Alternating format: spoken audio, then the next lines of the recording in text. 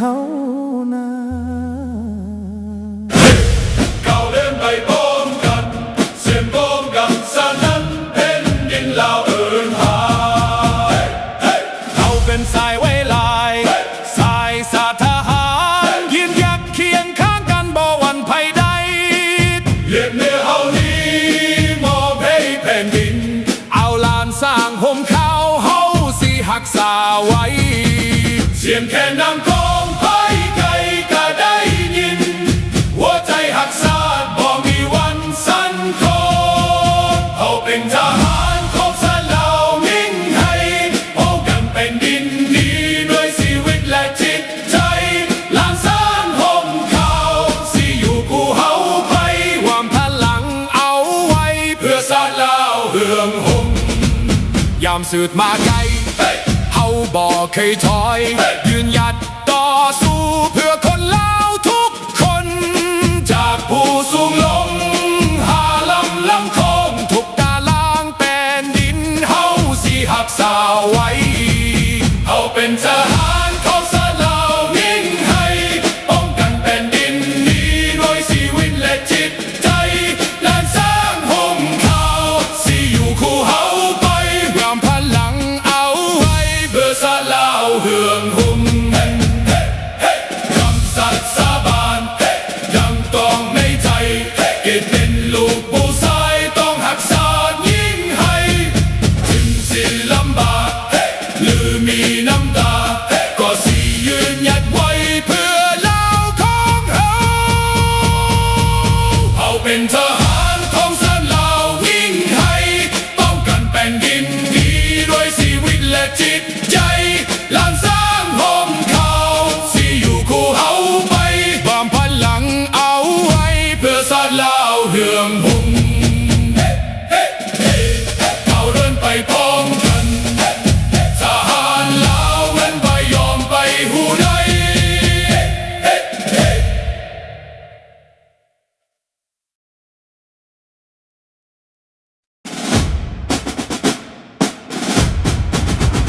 ศาสตร์เราตั้งแต่เดินมา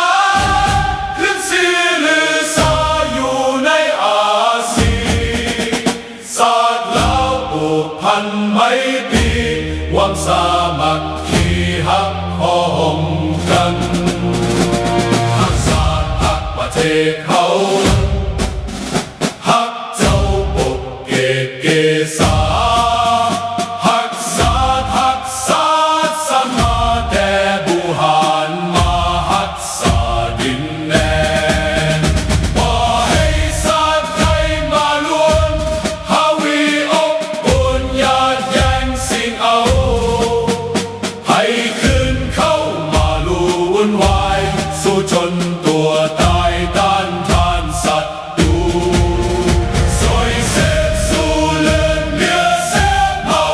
ฟื้นฟูผู้เอาบรรเทาทุกข์กันฮักศาสตร์ฮักศาสนาแต่บุหารมาฮักษาดินแดน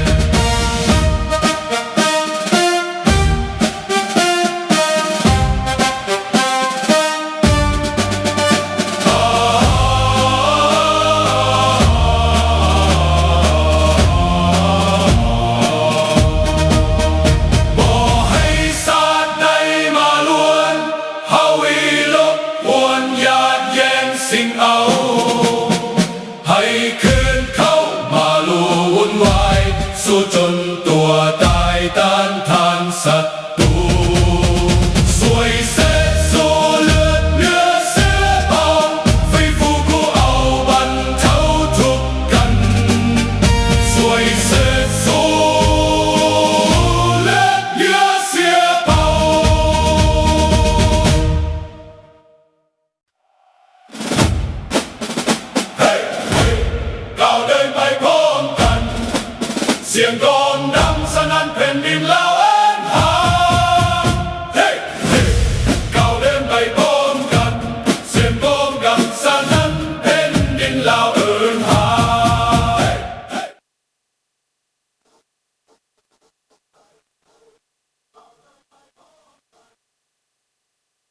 สบายดีพี่น้องสบายดีทุกท่านเนาะยินดีต้อนรับทุกท่านเข้าสู่รายการเสียงประชาชนลาว Voice of the Lao People Welcome to everyone bienvenue à tous et à tous ยินดีต้อนรับทุกท่านเนาะพี่น้องเนาะมาพบมาพ้อกันอีกตามเคยเสียงคือสิดีเนาะมื้อนี้บ่ได้เริ่มรีคอร์ดเนาะรีคอร์ดแล้วเดี๋ยวเด้อใส่ไฟให้มันมีแสงสว่างขึ้นเนาะเพราะว่ามันอาจจะซุ่มๆหน่อยหนึ่งเนาะ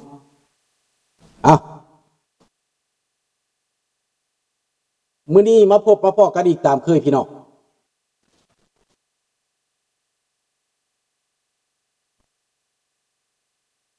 มาข่าวมื้อนี้จะมาข่าวเรื่องงานคนลาวเฮาเนาะขาดสติยังพากันขาดสติอยู่นกห้องว่าดีทะนี่ห้องว่าม่วนพี่น้องนั้นพี่น้องเรื่องคนลาวเฮานี่ว่าอยู่ไสก็ตามแว่ไปบ่เป็นตัวเองบ่มีหลักตัวเองลืมตัวเองว่าซั่นไปดังนั้นมันก็เป็นนำกันเบิดนั่นแหละเพราะว่าความบ่ตั้งใจความบ่ใส่ใจเห็นแก้วมากก็ว่าแก้วดีเห็นเจกมากก็ว่าเจกดีแต่ที่จริงแล้วตัวได้หนีจากบ้านจากเมืองก็ย้อนเจกย้อนแก้วนั่นแหละย้อนเขามาแทรกแซงตัวเองนั่นแหละข้อสังเกตบ่แม่นข้อทักท้วงบ่แม่นข้อหยังข้อสังเกตมีคนทักท้วงมาข้าพเจ้าสิเอามาเว้าคันบ่ถูกใจก็ขอโทษขออภัยนำเด้อที่ว่าเห็นเป็นข้างทำอิฐเป็นประวัติศาสตร์ในโครงการอยู่บ้านเฮานี่แหละรายการบุญพระเวทผ่านมาวันเสาร์ที่ผ่านมานี้ข้อสังเกตของข้าพเจ้านี่ว่าประเพณีลาวของเฮาแต่ก่อนนี่นะเฮ็ดบุญพระเวทนี่ต้องครบเด้เครื่องนั่นเครื่องนี้ต้องครบแต่งถูกเด้ตามประเพณีฮีด12คอง14เนาะอันนี้ในนามผู้เฒ่าแก่อาวุโสเว้าเด้อพวกผู้หนุ่มเจ้าอย่าเฝ้าพิจใจเด้อค่อยเว้าก่อนนี่นะฟังก่อนให้พวกเจ้าฟังก่อนให้ฟังเหตุฟังผลค่อยเว้าก่อนเด้อ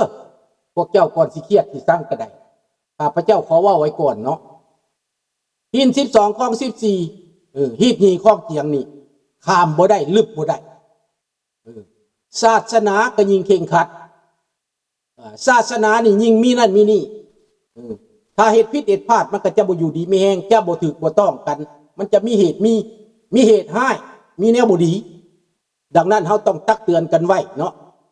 อย่าสิหือน้ำเมื่อวันเสาร์ที่แล้วนี่มันมีหลายอย่างที่ข้าพเจ้าผิดปกติอยู่ไหนกองประชุมเหตุบุญพระเวทนี่บ่ได้เว้าเรื่องว่าจะเอาสิงโตมาเสิร์ชอยู่ในหน้าสิมบ่ได้เว้าบ่มีเรื่องโครงการว่ามีสิงโตได้กองประชุมกันเว้าเรื่องบุญพระเวทเว้าเรื่องกองประชุมหลวงก็บ่มีแต่บัดฮอดมื้อแห่พระเวทมีสิงโตมาเสิร์ชขันเวลา1ชั่วโมงจนว่าฝนสิตกหำการแห่พระเวทก็เลยแตกแถวกันฟ้ามืดครึ้มมาเลยแตกแถวกันมันเลยแตกซะแห่พระเวทกับปบฝนว่าซั่นไปถ้าบ่มีสิงโตมาขันหมายก็ว่าก็แห่ไปถึงพุ่นบ่ได้ปบฝนแบบนั้นนะอันหนึ่งสบายดีน้องรัตวรอันที่สองพี่น้องการที่เอาประเพณีอื่นว่าซั่นไปสิงโตนี่หมายก็ว่างานบุญเตดงานบุญกุศของแก้วหรืองานของเขาประเพณีเขาวัฒนธรรมเขาอันนั้นและเป็นอย่างเอาสิงโตมาเสิร์ชอยู่ในงานบุญพระเวทอันนี้เป็นคำถามเด้อข้าพเจ้าบ่ได้ว่าผิดเด้อข้าพเจ้าว่าข้าพเจ้าบ่เคยเห็นข้าพเจ้าแปลกหัวใจว่าซั่นไปและข้าพเจ้าก็บ่ได้ศรัทธานำสิงโตได้พี่น้องสิงโตมันเป็นวัฒนธรรมของเจกของแก้วบ่แม่นวัฒนธรรมของเราข้าพเจ้าบ่ได้ไปเสิร์ชสู่สิงโตได้เต้นก็เยาะกองย่องหรืออีหยังก็ตามที่มาโศกมาลาบหยังก็อย่าข้าพเจ้าบ่สนข้าพเจ้าเชื่อถือแต่พระเวทข้าพเจ้าเชื่อถือแต่ศาสนาพุทธข้าพเจ้าเชื่อถือแต่ประเพณี คันสิฟ้อนสิงโตนะข้าพเจ้าว่าเอานางฟ้อนมาฟ้อนดีกว่าแสดงวัฒนธรรมลาวดีกว่าเป่าแค้นดีกว่าหรือว่าฟ้อนนาฏศิลป์ดีกว่าหลับต้อนสิมหลับต้อนบุญพวีเอาสิงโตมาเสิร์ชท่านมันแทรกแซงมันซับซ้อนมันเหตุให้งุดหงิดพี่น้องหลายคนก็ส้มว่าสิงโตมันงามกับไปถ่ายรูปถ่ายหยังประธานคือกันกรรมการคือกันแต่ข้าพเจ้าครูบาก็เล่นไปถ่ายน้ำพร้อมน้ำสิงโตนั้นครูบากันเห็นสิงโตแล้วก็ปันว่าเห็นสวรรค์ตื่นเต้นแต่ข้าพเจ้าบ่ถ่ายเด้ข้าพเจ้าบ่ไปถ่ายแล้วข้าพเจ้าก็บ่เบิ่งเป็นหยังเพราะว่า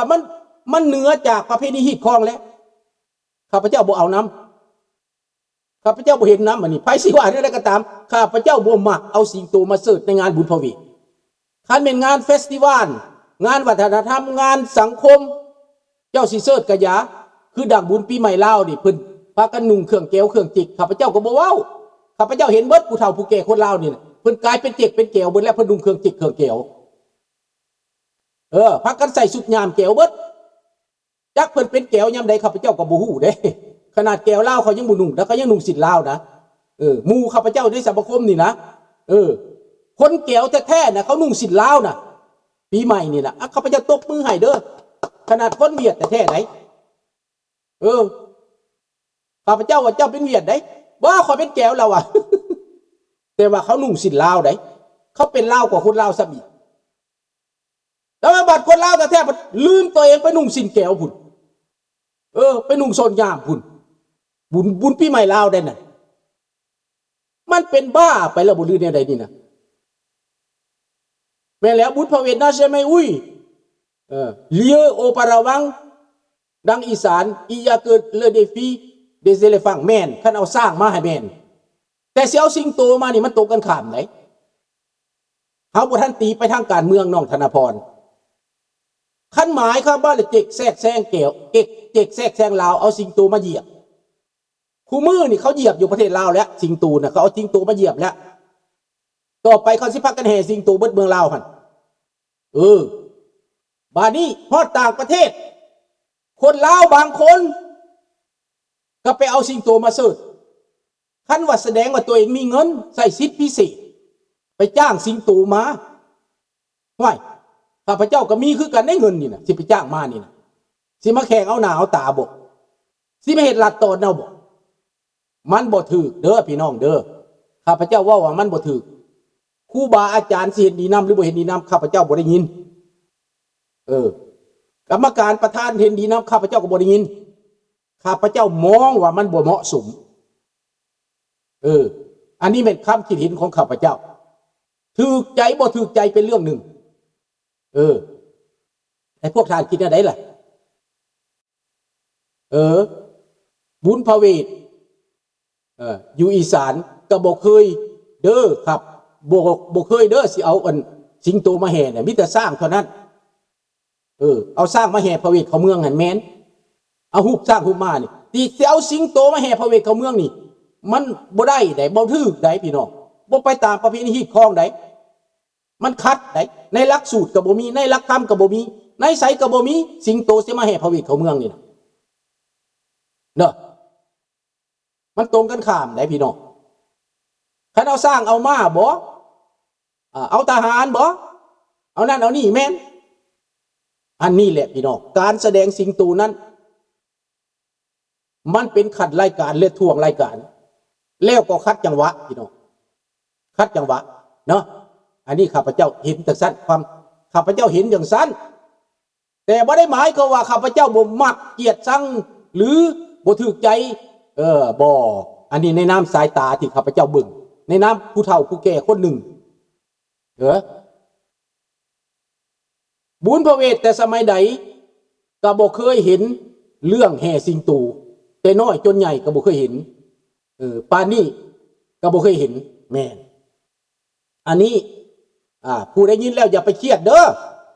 ท่านประธานก็เป็นน้องชายข้าพเจ้านี้อาจจะบ่ประสบการณ์อาจจะประสบการณ์บ่เพียงพออาจจะแบบเขามาเสนอแบบจ้อๆนี่คิดว่าตัวเองได้ละเอานี่นะจักหน่อยเฮาสิติดแห้วเขาได้ เขาเอายังให้